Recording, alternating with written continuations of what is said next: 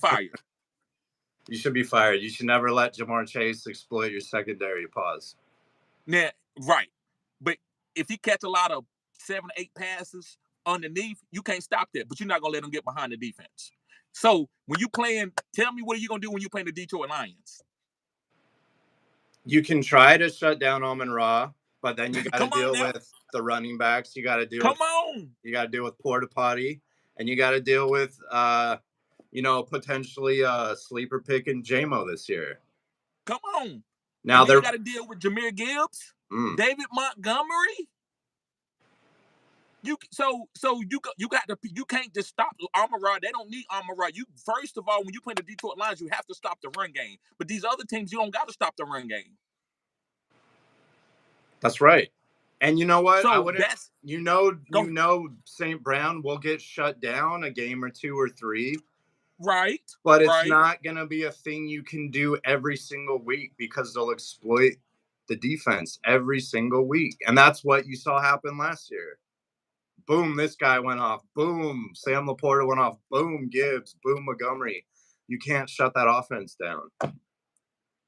You can for a couple drives or a week or 2, but they'll just do something else. So at a high level. Yeah. So you can't just go in. So that's to me. And then Amon-Ra also plays the slot. So when you play the slot in today's NFL game, you're getting a little bit more targets than normal. You see guys like Chris Godwin, who's getting moved into the slot again this year, because the slot is the way you find mismatches in today's NFL. And Amon-Ra plays the slot, and he can. Of course, he plays outside. So when you double team in the slot, your defense is at a mercy. You don't double team in the slot as much because your team is at mercy. So I love Amon-Ra St. Brown. It's not fair. That offense is not fair. It's not fair. So I love Amon-Ra St. Brown as a safe pick. Now, listen, if you want to go boom or go home, then, yeah, you can go with Jamar Chase and Justin Jefferson. But to me, I feel good with having Amon-Ra on my team every week, and I feel safer with the target ratio and the game script and the game plan. So that's why I believe Amon-Ra is my number 2 wide receiver off the board and one of my safest Father's Day safest picks. I agree. He's definitely he's not a big boom like some of the other guys. He can boom, but he's not that big boom player. But he's definitely the safest one. Right. I would agree. That's why I put him on the list. Right. I'd feel just fine if that was my first round pick. No problem at all. Right. Okay. So I guess I go on to my tight end. And this is kind of obvious, but then it might not be. But my safest tight end on the board is going to be Travis Kelce. And the reason why I got him on his ADP, he's actually going as the 3rd tight end. People want Laporta over him this year. I've personally been drafting a lot of Trey McBride over him. And I believe you're getting him at his old school ADP. And so that makes him a safe pick. He's a wide receiver playing tight end. That type of target is very, very safe. Now, do I believe that he's going to boom like he used to? No, because when they get up on teams, they're going to take Travis Kelce out the game. Because this is what you don't want to see. This is the way I look at the game. Like I said, everybody else sees the game differently, and that's fair.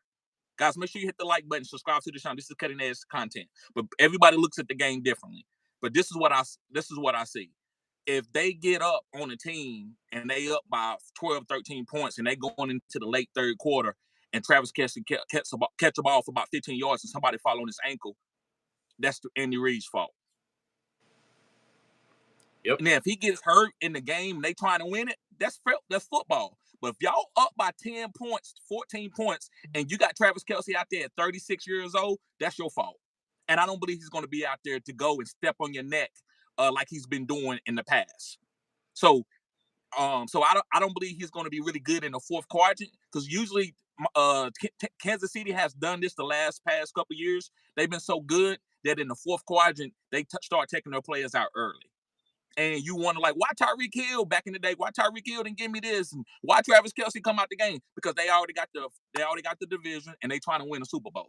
So that's why I think that his boom is down. But his safeness of getting 7 to 8 targets, early and often, even on the first drive of the game, is Travis Kelce. He's a wide receiver, and he's a mismatch every single time. So I think he's the safest pick as a tight end on the board, and you can get him this year because nobody's